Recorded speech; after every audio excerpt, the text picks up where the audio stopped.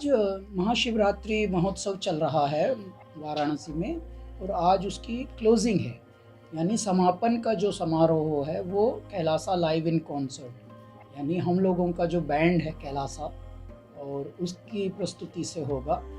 जो कि बनारस में जब भी गाते हैं, एक तो शिव की अलख जगती है, ये बाबा विश्वनाथ की नगरी है, तो पूरी काशी ही शिवमय हो जाती है। और जब कैलाश खेर और कैलासा इन दोनों का मंचन होता है तो आप लोगों ने तो अनुभव लिया भी होगा पहले, जैसे गंगा महोत्सव। और यहाँ पे पिछली बार हमने अभी पिछले वर्ष ही फरवरी में गाया था, यहाँ 25 फरवरी को ट्रम्प वाले जब मोटेरा स्टेडियम में गाया था ना 24 के बाद हम 25 को सीधा यहीं आए थे। उसका नाम था गंगा योद्धा महोत्सव, वो भी 80 घाट पे ही हुआ था, वो टेरिटोरियल आर्मी ने कराया था जी। यूपी गवर्नमेंट के साथ हम लोग, देखिए हमारा उत्तर प्रदेश जो है अध्यात्म का गढ़ है, भगवान श्री राम की जन्मभूमि, भगवान श्री कृष्ण की जन्मभूमि, और मैं तो उसको जन्मभूमि भी नहीं कहूँगा, अवतरण है। परमात्मा ने अवतरण लिया जिस खंड में, उस खंड का नाम है उत्तर प्रदेश। मेरे बाबा विश्वनाथ की भूमि उत्तर प्रदेश। उत्तर प्रदेश इतनी जागृत और तपोभूमि है इस पूरे भारत की। ऐसे तो पूरा हमारा भारत ही दिव्य है, मेरा पूरा भारत ही देव लोक है मेरी दृष्टि में, परंतु उसमें भी जहाँ देवताओं का अवतरण हो रहा है प्रभु रूप में, भगवान विष्णु रूप बन के आए श्री राम, भगवान विष्णु श्री कृष्ण रूप बनकर आए मनुष्य रूप में, ताकि संसार इस जगत के कल्याण का मार्ग प्रशस्त हो सके। भगवान श्री राम ने इसीलिए मनुष्य रूप लिया था, भगवान श्री कृष्ण ने इसीलिए मनुष्य रूप लिया ताकि इस जगत को जीने का कला मिल सके, जीने की संस्कृति का पथ मिल सके। हाँ, तो ये ऐसा खंड है उत्तर प्रदेश, लेकिन विखंडित हो गया बीच में संस्कृति, सभ्यता, हमारी शिक्षा, तो इसको थोड़ा जोड़ने की अब प्रारंभ करने की शुरुआत हुई है। अब धीरे धीरे केंद्र में इतना प्यारा नेतृत्व आया कि लग रहा है जैसे कोई भारतीय ही भारत को अब चला रहे हैं। उत्तर प्रदेश में भी अब ऐसा नेतृत्व जिससे लग रहा है हे मेरे ईश्वर, अब उत्तर प्रदेश के भी भाग जैसे जगह हैं। उत्तर प्रदेश में पहले रोड की हालत बहुत खस्ता थी। अब मैं आपको एक बहुत ही प्यारी बात बताता हूँ। पिछले कुछ वर्षों में हम उत्तर प्रदेश में बहुत गमन कर रहे हैं, बहुत विचरण कर रहे हैं। आप हैरान हो जाएंगे, सबसे प्यारी कुछ जगह की जो रोड्स हमें मिली वो उत्तर ही प्रदेश में मिली। अभी हम लोग अलीगढ़ महोत्सव गए थे, तब भी हमें ताज एक्सप्रेस मिल गया दिल्ली से, तो 3 घंटे में कुल अलीगढ़ पहुंच गए साहब। उसके बाद हम इटावा महोत्सव में गए, तो इटावा में हम आगरा तक ताज से गए, इटावा के बाद एक और एक्सप्रेस मिल गया, शायद उसको आगरा लखनऊ बोलते हैं साहब। उसने तो और चकित कर दिया। मेरे दाता, मेरा उत्तर प्रदेश भी अब प्रगति की एकदम अच्छे पथ पर है। तो ऐसा वाला उत्तर प्रदेश कभी पहले सोचा नहीं गया था। पहले बस जिसके हाथ जो लग रहा था वो उसमें लगा था, तो वो पशुता आ गई थी। अब मनुष्यता बढ़ रही है उत्तर प्रदेश में, और अब दिव्यता बढ़ रही है, मैं तो ये कहूँगा। हमको उसमें हमारे सीएम योगी आदित्यनाथ जी ने आमंत्रण दिया था पहली ही संगोष्ठी से, और उस पूरी संगोष्ठी का, उस पूरे समूह का हमको बहुत महत्वपूर्ण हिस्सा बना रखा है। और उनका ये बड़प्पन है और उनका ये प्यार है, प्रेम है हमारे लिए, उनकी ब्लेसिंग्स हैं हम पर, आस्था है हम पर, अपना बालक समझ के वो मानते हैं। तो हमने यही बताया था कि देखिए योगी जी, इस वक्त योग्य लोगों को पहले लाइए, चाटुकारों को भगाइए, क्योंकि चाटुकारों ने ही तो देश को गर्क कर दिया। अब अगर ये खुल के नहीं बता पाएंगे आप, तो अयोग्य लोग ही बैठे रहेंगे योग्य जगह पे। और योगी को तो भगवान ने इसीलिए बिठाया है ताकि पहले अयोग्यों को भगाओ, योग्यों को लाओ।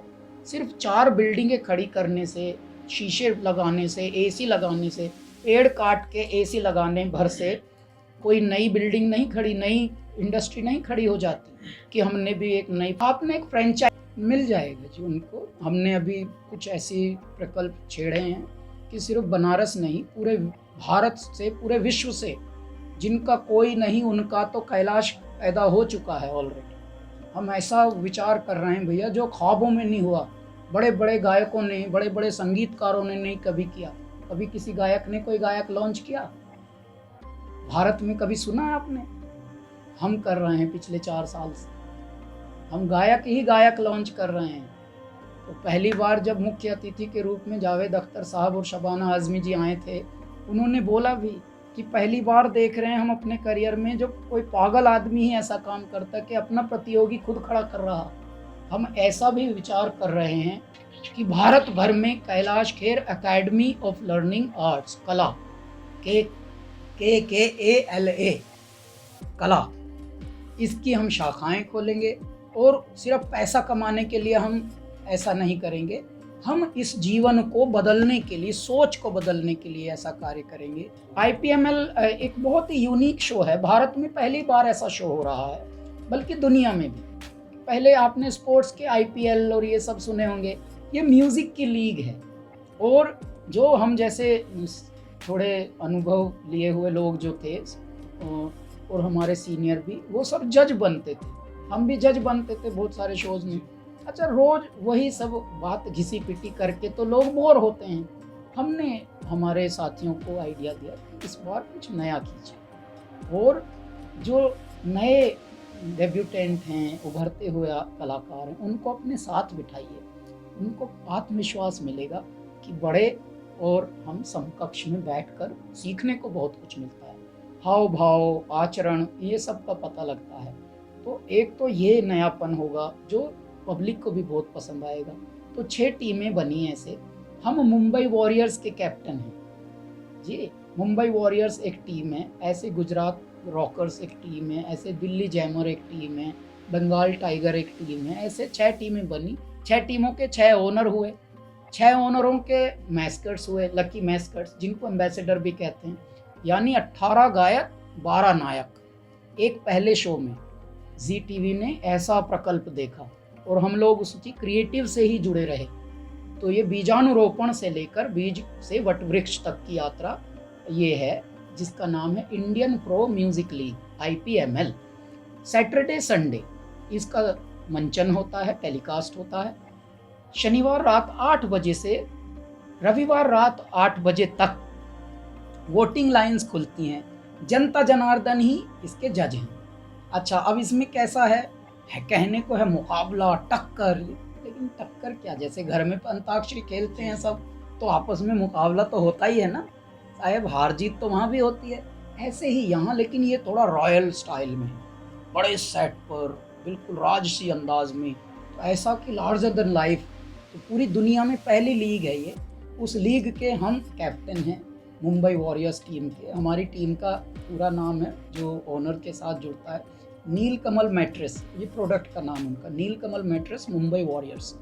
तो मैं आपके माध्यम से हमारे दर्शकों से ये निवेदन करूँगा, भले हम उत्तर प्रदेश के हैं, दिल्ली में पले बड़े हैं, दिल्ली के हैं, उत्तर प्रदेश में थोड़े रहे और अब मुंबई में रहते हैं, लेकिन हम आपके हैं, आज मुंबई के कैप्टन हैं। लेकिन आपसे मैं अनुरोध करता हूं कि मुंबई वॉरियर्स को वोट करिए। वोटिंग सिंपल है बहुत।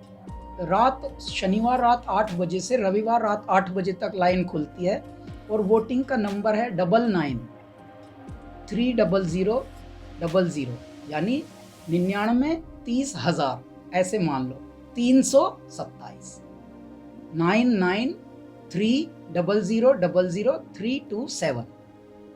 फिर से हिंदी में बताता हूँ, 99-30,327 नंबर पे बस मिस कॉल दीजिए, लेकिन अभी ना दीजिए शनिवार रात 8 बजे से रविवार रात 8 बजे तक, जब टेलीकास्ट होते हैं। पेश है न्यूज बकेट हिंदी मासिक पत्रिका। पढ़ें इस महीने की पूरी खबर विस्तार से हमारे न्यूज बकेट की मैगजीन में। हमारी ई-मैगजीन को मुफ्त में पढ़ने के लिए अभी लॉगिन करें www.newsbucket.in पर। इसके अलावा रोज की ताज़ा खबरों के लिए हमारे YouTube चैनल को तुरंत सब्सक्राइब करें।